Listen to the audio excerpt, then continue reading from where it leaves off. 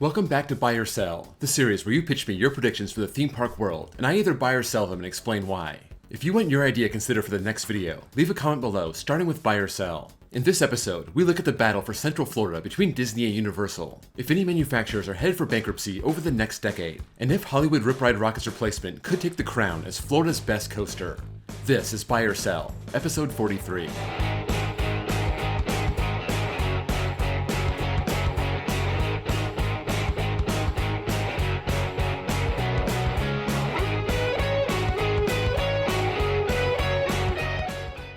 First, I want to thank my Patreons and my new member, Hamza Sabir. If you want bonus access, bonus content, behind the scenes videos, a shout out when you join, and your name on this fancy Patreon screen, follow the link below and join.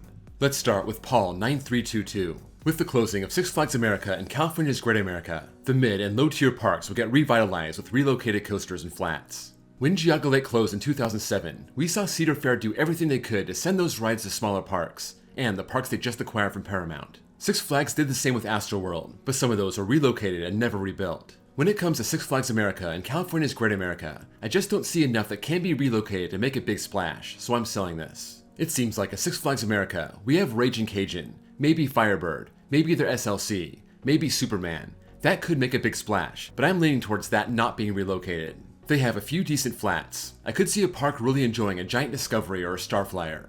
As for Great America, I could see Psycho Mouse being moved. Hopefully Railblazer, possibly Patriot or Flight Deck, but I kinda doubt it. So one or two parks may get something decent, but there isn't enough to revitalize the whole bottom tier. Ride Op J. Magic Mountain will replace the trains on Riddler's Revenge with B&M Surf Coaster trains within the next 5 years. This was a very popular theory when the Surf Coaster was announced, and we realized it would have stand-up trains. So many people didn't like the standard B&M stand-up, sitting on that bike seat, locked into place, all the force on your legs, and the surf trains offer that extra freedom, the seats not locked in, moving up and down with the elements, and I think that's one of the main reasons to sell this. Just because the stand-up and the surf use stand-up trains, it doesn't mean that course is catered to either train. Pipeline really shines when it hits an element that brings you off the ground. Riddler is all about turning you upside down as many times as it can before it runs out of steam. Then you have the whole dilemma of the surf trains being compatible and losing the extra capacity going 2 across instead of 4 across. But really, that's just an aside. The surf coaster isn't the new generation of the stand-up. It's an entirely different beast, and I think surf trains will always stay on surf coaster layouts.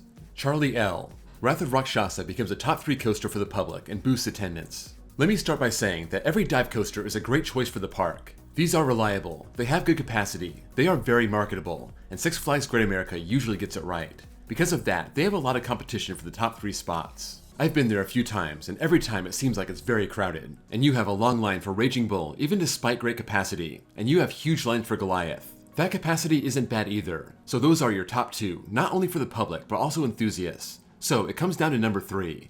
Is it X-Flight? That's very popular. Or maybe Max Force. That also benefits from being in the front of the park. I'm gonna buy this being number 3 for the public. Not just this year, but in the years to come. It's got the dive coaster magic, and it's also in the middle of the park, easy to find, something Goliath doesn't really benefit from. The only wild card is the roughness, and if that starts to bother people, if people don't seem to care, this could slide in at number 3 or even higher.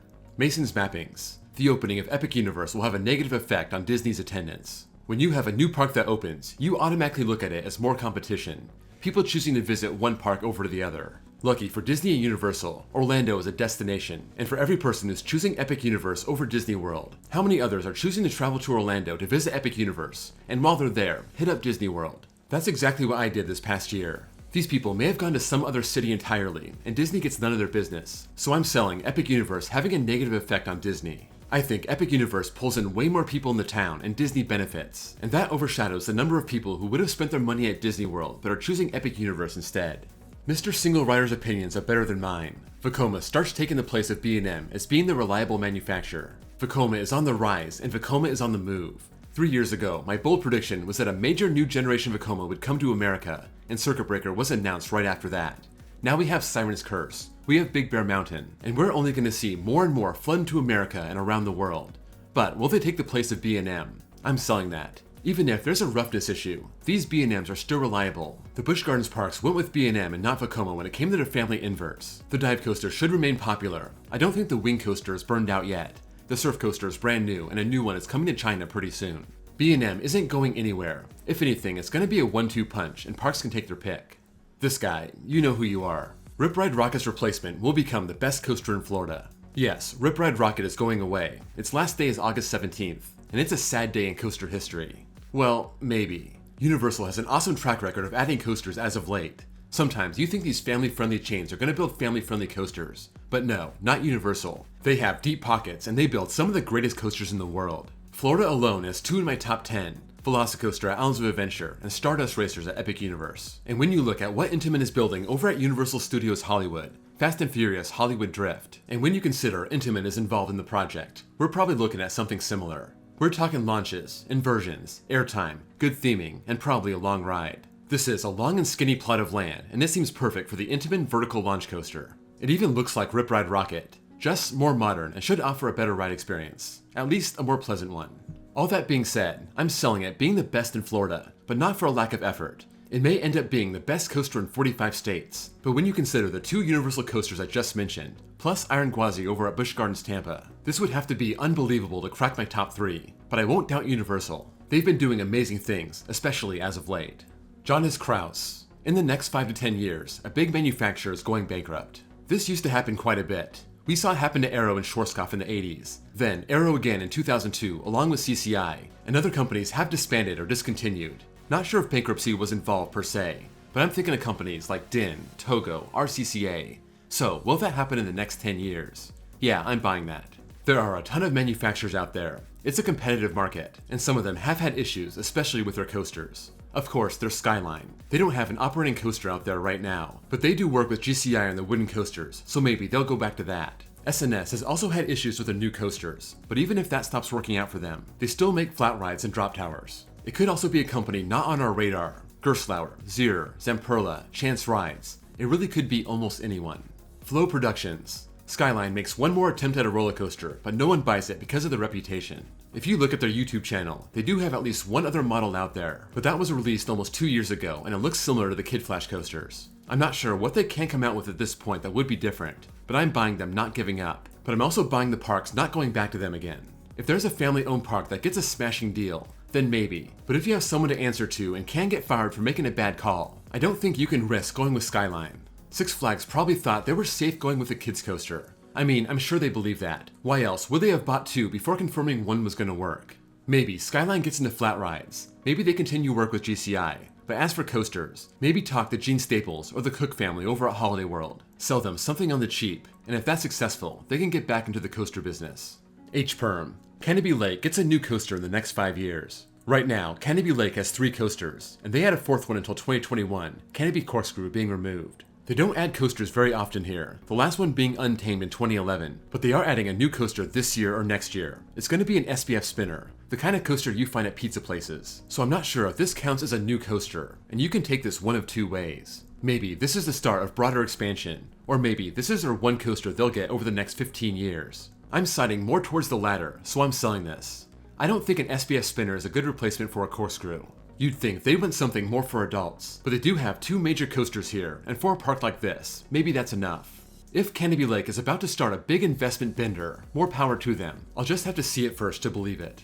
MW Coasters. Timberwolf's closure will result in it getting some steel track. This is one of the better mysteries in the coaster world, just because there are so many options out there. Why is Timberwolf closed? What's Six Flags thinking? Are they contemplating their next move, or do they already know and waiting to reveal it later this year? When it comes to steel track, that makes up 2 of 4 options. They could tear it down, but if they do, why say it's closed for 2025 and not closed for good, unless they still haven't decided yet. They could give it Gravity Group retrack, that's very possible, but this park already has 2 other wooden coasters and they're newer, so maybe they go with another option. That's where you bring in GCI Titan Track, or RMC 208 retrack, or even a whole RMC overhaul. I have no confidence in this, but I'm buying the steel track, either a steel retrack or a whole new RMC layout. I'm hoping, since they have those 2 other wooden coasters, and they have a big long wooden coaster perfect for the RMC treatment right there. And I want to shout out Overbank Productions for mentioning that Six Flags is RMC working on Shivering Timbers this year, even with Cedar Fair's leadership in place. So that relationship could be on the upswing, and I'm somewhat optimistic about Twisted Timberwolf and Worlds of Fun's future. Jared Brummett. A park in the US will get a Mack Stryker coaster in the next 3 years. This is the newest model from Mack Rides. They've been crushing it as of late, and this looks like it could be their best. We saw what they could do with Vulture at Europa Park, and 1 year later, we got Helios at Fantasiana. And although these are the same type of coaster, they are very different. Voltron is the whole package, showcasing everything a Stryker can do, and Helios is more of a compact budget version. This opens it up a lot more. Not just Universal or Busch Gardens or Dollywood or Silver Dollar City or a big Six Flags park like Cedar Point can get one. That makes this very possible, but I'm still gonna sell it coming to the US over the next 3 years. That's a fast turnaround. We don't see Mack rides do much work in America. Universal had them build 2 coasters at Epic Universe, but they went with Intamin for Hollywood Drift, and looks like they'll go with Intamin for Rip Ride Rocket's replacement, even though a Stryker would be a perfect fit for that also. DJ Brook, Holiday World works with RMC, either a retrack or something ground up. First things first, I think the Cook family and Holiday World have too much pride in their wooden coasters to ever put steel track on them. No Titan track, no RMC 208 retrack. They'll continue replacing wood with wood, so right off the bat, throw that option out. That doesn't mean they're gonna shut out RMC entirely. Their last 2 coasters have been steel, one from B&M, one from Vekoma, and there's no reason to think they won't try their hand at a Raptor, and if they want another mid-sized family coaster, a Wild Moose. That makes it possible, but I'm selling this. RMC has limited steel options to offer right now, and with Holiday World adding a new coaster every 9 or 10 years or so, and with all the options they have to choose from, odds are they'll employ some other company for their future projects. Meta, the Conquistador, and Roman Titino, you will get to Saudi Arabia and ride Falcon's flight. Over the past 3 summers, I've branched out. Scandinavia, Australia, and Japan. So yeah, I've branched out, but I'm still playing it safe. Can I see myself going to the UK? Yeah. Germany? Yeah. Poland? We'll see what Russia's up to, but sure. Dubai? Much less likely, but not impossible. But when you start talking about going to China, or South America, or Saudi Arabia, I'm selling that. Maybe in different circumstances or in another point in my life I would, but I think if I'm going overseas in the future, it won't be to Saudi Arabia. You're gonna have to watch Coaster Studios or Theme Park Worldwide to see their reaction to Falcon's flight. I'm assuming they'll make it out there to ride the world's most ridiculous coaster, and I'll be right there with you, clicking on those videos to see how it actually rides. That's a wrap on episode 43. Let me know what you think about any of these topics, if you agree or disagree, and why.